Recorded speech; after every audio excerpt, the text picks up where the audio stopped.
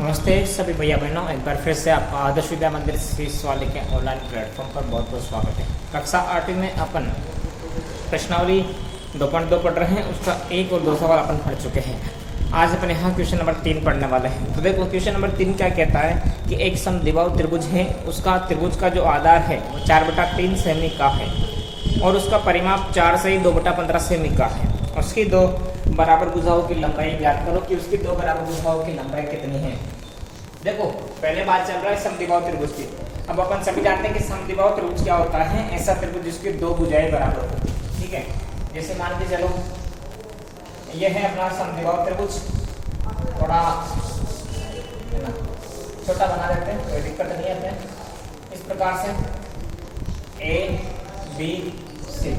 अब ये देखो, ये जिस आधार पर टिक रहा है, जिस आधार पर टिक रहा है वो दे रखा है 4/3 सेमी और ये कह रहा है कि इसका परिमाप जो है 4 से 2/15 सेमी है, तो उसकी बराबर भुजा की लंबाई ज्ञात करो। मतलब ये जो दोनों बराबर भुजा है इसकी लंबाई तो अपन मानेंगे कि इसकी लंबाई x है और इसकी भी कितनी x सेमी में है, तो सेमी मान लेंगे। अब देखो क्या क्या दे रखा है, अपन को दे रखा है एक तो त्रिभुज का आधार, ठीक है। तो देखो त्रिभुज का आधार बराबर 4/3 सेमी और एक और दे रखा है परिमाप। ठीक है, परिमाप कितना दे रखा है, परिमाप दे रखा है 4 से 2/15 सेमी, 4 से 2/15 सेमी। अब थोड़ा ध्यान देने की बात है कि 4 से 2/15 सेमी जो है ये एक प्रकार से मिश्र बिंदु है, तो पहले इसको साधारण बिंदु में बदल लेंगे। कैसे बदलेंगे, पहले 15 को 4 से गुणा करो, 15 चौक 60, 60 और 2 62, तो आ जाएगा 62/15 सेमी। तो 62/15 सेमी, तो ये है अपना क्या बोलते हैं इसको, 62/15 सेमी त्रिभुज का परिमाप है। अब बोल रहा है कि इसकी बराबर भुजाओं की लंबाई ज्ञात करो। तो देखना ध्यान से, परिमाप है ना, त्रिभुज का परिमाप पहले मान लेंगे कि देखो अभी भुजा माननी पड़ेगी। माना बराबर भुजा की लंबाई, माना बराबर भुजा की लंबाई। देखो ये जो बराबर भुजा है इसकी लंबाई में कितना मान लूंगा, x सेमी, x इससे भी x मान ली। और पर जानते हैं कि त्रिभुज का परिमाप है, परिमाप का मतलब आप तीनों भुजाओं को जोड़ दो। त्रिभुज का परिमाप जो है वो कितना हो जाएगा। देखो ये तो कितना दे रखा है 4/3, इधर का कितना है x भुजा, इधर का भी कितना है x सेमी। अब देखो ध्यान से बताओ त्रिभुज का परिमाप तो कितना है, परिमाप तो ये रहा 62/15। आगे देखो 4/3 प्लस एक बार x कितना x होगा, 2x होगा।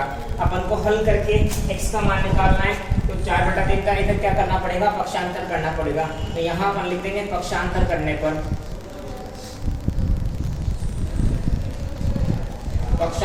पर, तो देखो प्लस वाली संख्या इधर आएगी तो माइनस में, मतलब 62/15 माइनस का 4/3 बराबर कितना x हो गया, 2x हो गया।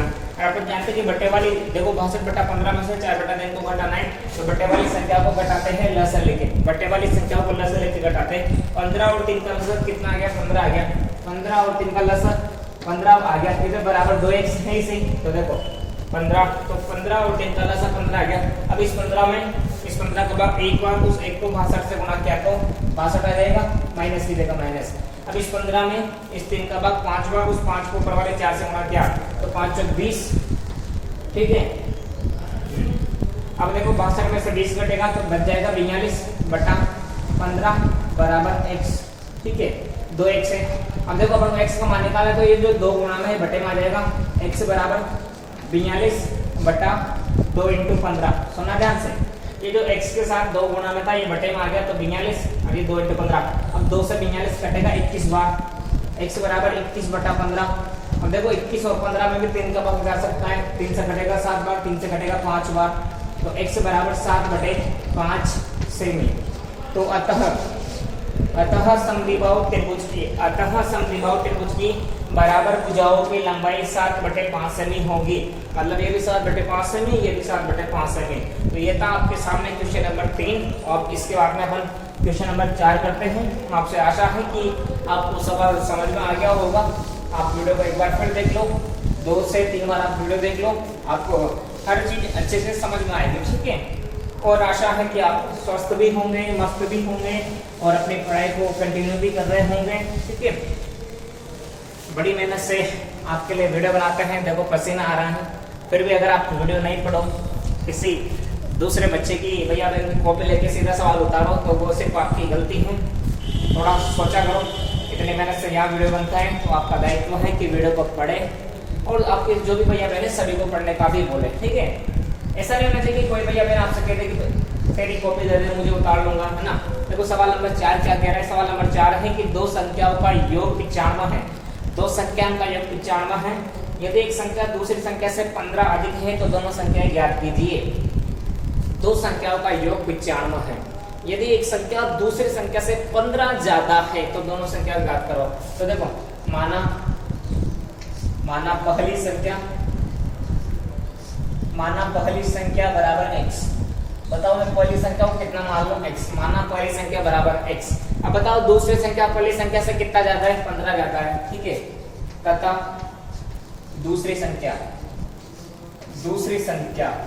माना पहली संख्या x है और दूसरी संख्या इस पहली संख्या से कितना ज्यादा है, 15 ज्यादा है, तो ये हो गया x प्लस का 15, ठीक है। माना पहली संख्या x और दूसरी संख्या x प्लस का 15 हो गया। प्रश्नानुसार देखना,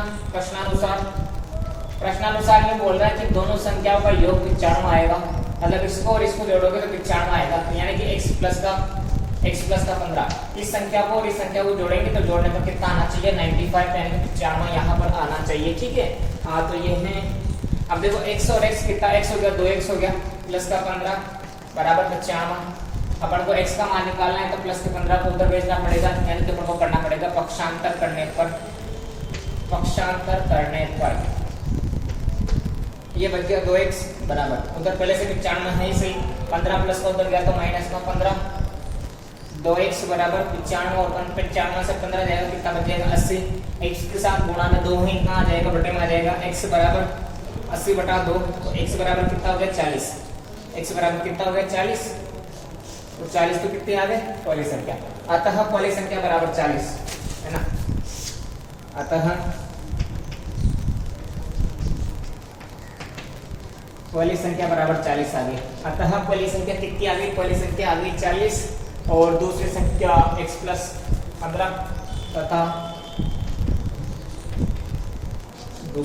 अतः पहली संख्या बराबर 40 और दूसरी संख्या x प्लस 15, तो x की जगह पर रखना है 40 प्लस का 15 बराबर आ गया 55, ठीक है। तो ये है आपका दूसरा प्रश्न। देखो बहुत ही ज्यादा सीधा प्रश्न है, मेरे हिसाब से तो पूरी किताब का सबसे सीधा प्रश्न ही यही है मेरे हिसाब से, और आपके हिसाब से भी यही होगा, है ना। अपने मतलब प्रत्येक सवाल को आप ये मानो कि ये सवाल पूरी किताब का सबसे सीधा प्रश्न है, ये माना करो। और जो प्रश्न सबसे हार्ड है उसको आप सबसे सीधा प्रश्न माना करो, ऑटोमेटिक आपकी गणित की राय चेंज हो जाएगी। बहुत से बच्चे गणित को हार्ड विषय मानते हैं ना, वो इसी वजह से हार्ड से मानते हैं कि अरे गणित है बहुत हार्ड प्रश्न है। क्योंकि अगर आप ये मानोगे ना अरे चुटकी का प्रश्न है अभी करता हूँ, तो बहुत सीधी गणित हो जाएगी अपने हिसाब से। देखो हकीकत यही है। अब देखो अपन कर लेते हैं क्वेश्चन नंबर 5। क्वेश्चन नंबर 5 क्या कह रहा है कि दो संख्याओं का अनुपात 5:3 है। यदि इनमें अंतर 18 है तो दोनों संख्या ज्ञात करो। देखो प्रश्न जैसा जैसा कह रहा है वैसे लिख देते जाओ। दो संख्याओं का अनुपात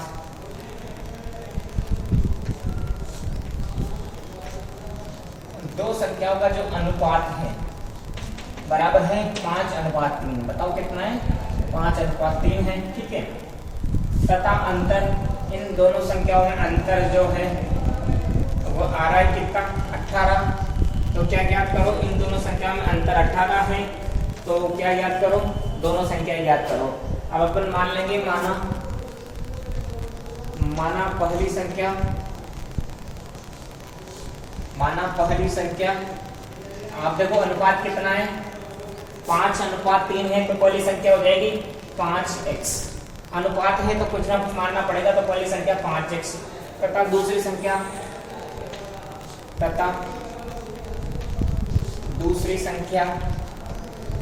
देखो दूसरी संख्या का अनुपात 3 है तो कितना होगा 3x। आगे देखो